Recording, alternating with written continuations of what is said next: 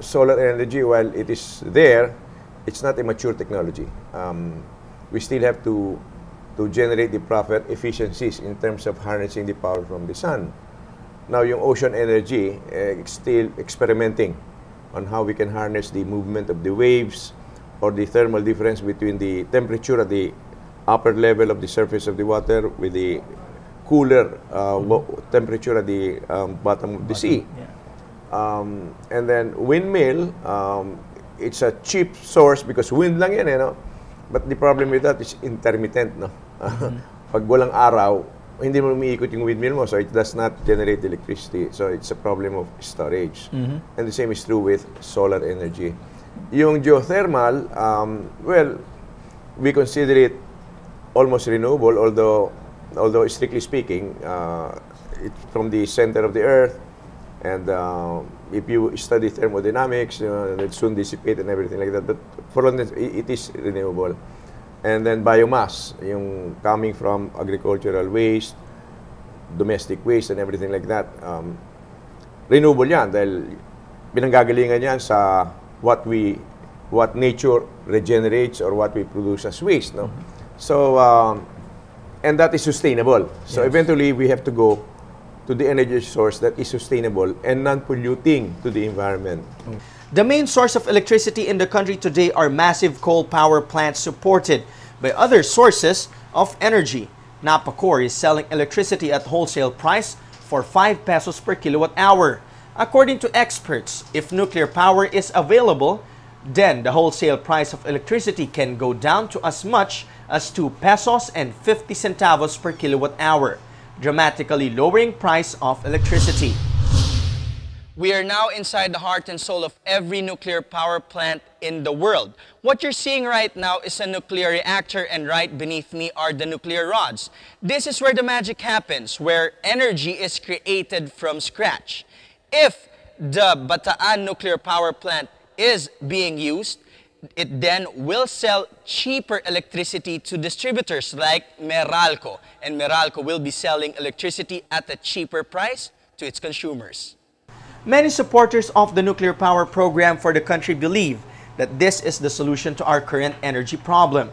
They cited that even countries with oil are already utilizing nuclear power plants in their country, like United Arab Emirates, who is rich in oil but has bought 4 nuclear power plants, which generates 1,400 megawatts each from Korea. What if ang mga kanluran na bansa nagpanik sa global warming and climate change? Nag-impose po sila ng carbon tax sa lahat ng carbon na susunugin sa mundo dahil ayaw nilang masira ang ating kalikasan.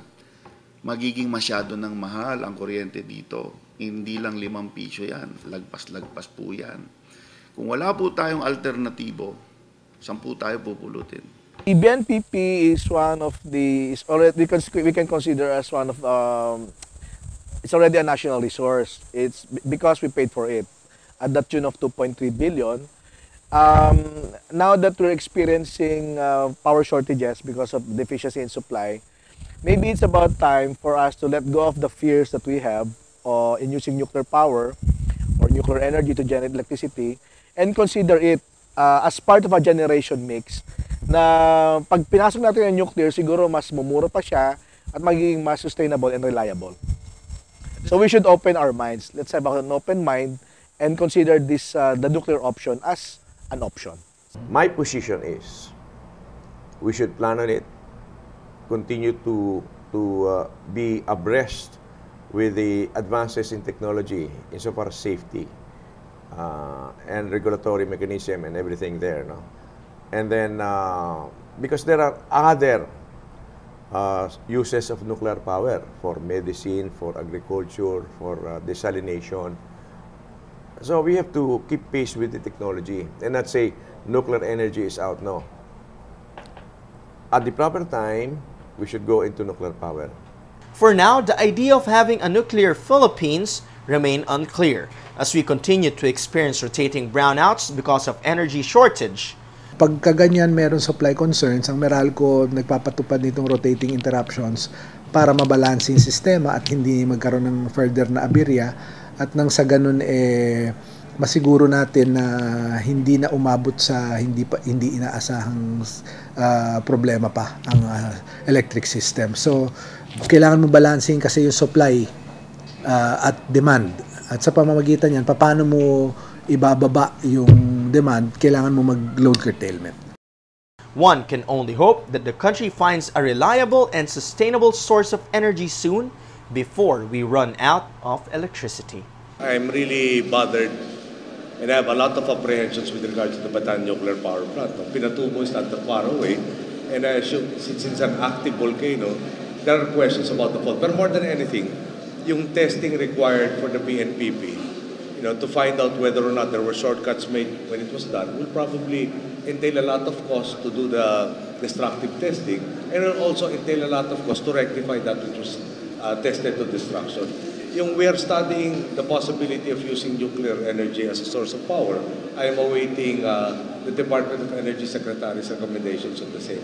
There is supposed to be an offer by a Korean company or the Korean government that can help assure us of adequate power. As you know, Mindanao does not have a quick fix solution on the board yet. Here in the Bataan Peninsula, 100 kilometers west of Philippine capital Manila, a 3.57 square kilometers government reservation at Napod Point, Morong, Bataan, houses the single largest foreign debt of the government in Philippine history, the BNPP or the Bataan Nuclear Power Plant.